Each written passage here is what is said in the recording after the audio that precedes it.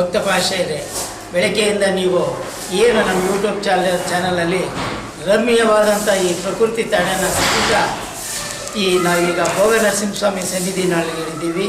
ಈ ಪುಣ್ಯಕ್ಷೇತ್ರದ ಬಗ್ಗೆ ಐತಿಹ್ಯನ ಆ ಸ್ವಾಮಿ ಸನ್ನಿಧಾನದಲ್ಲಿ ಸದಾ ಇರ್ತಕ್ಕಂಥ ನಮ್ಮ ಐನೂರ ಹತ್ರ ಕೇಳಿ ತಿಳ್ಕೊಳ್ಳೋಣ. ಸ್ವಾಮಿ, ಈ ಪರಮಾತ್ಮನ ಐತಿಹ್ಯ ಒಂದು ಸ್ವಲ್ಪ ನಮ್ಮ ಭಕ್ತಿ ಮಹಾಶಯರಿಗೆ. ಇದು ಭೋಗಲಕ್ಷ್ಮೀ ನರಸಿಂಹ ಅಂತ ದೂರ್ವಾಸ ಮುನಿಗಳು ಪ್ರತಿಷ್ಠೆ ಮಾಡಿರುವಂಥದ್ದು. ಇದೇ ರೀತಿಯಾಗಿ ಮೇಲ್ಗಡೆ ಬೆಟ್ಟದ ಮೇಲೆ ಕುಂಬಿ ಲಕ್ಷ್ಮೀ ನರಸಿಂಹ ಅಂತಿದೆ.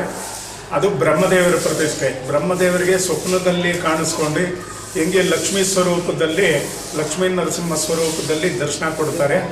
ಯಾವ ರೀತಿ ದರ್ಶನ ಕೊಡ್ತಾರೆ ಅದೇ ರೀತಿಯಾಗಿ ಬ್ರಹ್ಮದೇವರು ಕೇಳುತ್ತಾರೆ, ಬರುವಂಥ ಭಕ್ತಾದಿಗಳಿಗೂ ನೀನು ಇಲ್ಲೇ ಇದ್ದು ಎಲ್ಲರಿಗೂ ಅನುಗ್ರಹ ಆಶೀರ್ವಾದ ಮಾಡಬೇಕು, ನೀವು ಇಲ್ಲೇ ನೆಲೆಸಬೇಕು ಅಂದಾಗ ಸ್ವಯಂಭೂ ಅಂದರೆ ಲಕ್ಷ್ಮೀ ಸಮೇತವಾಗಿ ಯೋಗಲಕ್ಷ್ಮೀ ನರಸಿಂಹ ಲಕ್ಷ್ಮೀನ ತೊಡೆ ಮೇಲೆ ಕೂರಿಸ್ಕೊಂಡು ಮೇಲುಗಡೆ ಸ್ಥಾಪನೆ ಅವರೇ ಆಗಿದ್ದಾರೆ.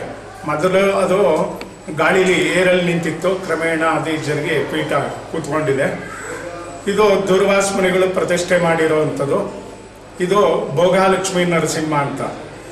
ಇಲ್ಲಿ ಮದುವೆ ಆಗದಿದ್ದವ್ರಿಗೆ, ಮಕ್ಕಳಾಗದಿದ್ದವ್ರಿಗೆ, ಕುಜದೋಷ ಇರೋರಿಗೆ, ಭೂಮಿಗೆ ಸಂಬಂಧಪಟ್ಟಿದ್ದ ತೊಂದರೆಗಳಾಗ್ತಿದ್ರೆ, ಮನೆ ಕಟ್ಟೋದಕ್ಕೆ ಸಮಸ್ಯೆಗಳಿದ್ದರೆ ಈ ಸ್ವಾಮಿಗೆ ಹರಕೆ ಮಾಡ್ಕೋಬೇಕು. ಭೋಗ ಅಂದರೆ ಎಲ್ಲ ಸೇವೆ ಹರಕೆ ಎಲ್ಲ ಸಲ್ಲಿಸ್ಕೊಳ್ಳೋನು.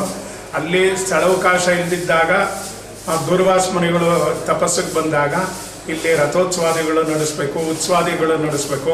ಅಲ್ಲಿ ಸ್ಥಳಾವಕಾಶ ಇಲ್ಲ, ಊರೊಳಗೂ ಒಂದು ನಾನು ಪ್ರತಿಷ್ಠಾಪಿಸ್ತೀನಿ ಅಂದ್ಬಿಟ್ಟು ಅವರು ತಪಸ್ಸಿಗೆ ಬಂದಾಗ ದೂರ್ವಾಸ ಮುನಿಗಳು ಇಲ್ಲಿ ಭೋಗಲಕ್ಷ್ಮೀ ನರಸಿಂಹ ನಾಮಧೇಯ ಮಾಡಿ ಇಲ್ಲಿ ಸ್ಥಾಪನೆ ಮಾಡ್ತಾರೆ. ಇಲ್ಲಿ ರಥೋತ್ಸವ ಮಾರ್ಚ್ ತಿಂಗಳು ಪುಬ್ಬ ನಕ್ಷತ್ರದಲ್ಲಿ ನಡೆಯುತ್ತೆ.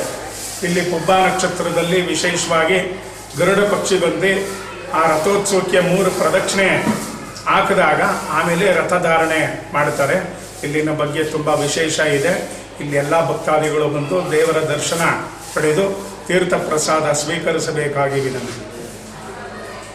ತುಂಬ ಧನ್ಯವಾದಗಳು. ತಿಳ್ಕೊಂಡ್ರಲ್ಲ ಪುಣ್ಯಕ್ಷೇತ್ರವಾದಂಥ ಈ ಮಹಾಮಹಿಮೆಯುಳ್ಳ ಕರಿಗಿರಿಯ ಮಹಾತ್ಮೆ ಯೋಗ ನರಸಿಂಹ ಮತ್ತು ನಮ್ಮ ಭೋಗ ನರಸಿಂಹನ ಬಗ್ಗೆ ತಿಳ್ಕೊಂಡ್ರೆ ಅಷ್ಟೇ ಸಾಲದು. ಬನ್ನಿ, ಈ ಪ್ರಕೃತಿ ರುದ್ರ ರಮಣೀಯವಾದಂಥ ಈ ಸುಂದರ ಪರಿಸರದಲ್ಲಿರ್ತಕ್ಕಂಥ ಈ ಪುಣ್ಯಕ್ಷೇತ್ರನ ನಾವೆಲ್ಲರೂ ವಿಸಿಟ್ ಮಾಡಿ ಆ ಸ್ವಾಮಿ ಕೃಪೆಗೆ ಪಾತ್ರರಾಗಬೇಕೆಂದು ತಮ್ಮಲ್ಲಿ ಮನವಿ. ಧನ್ಯವಾದ.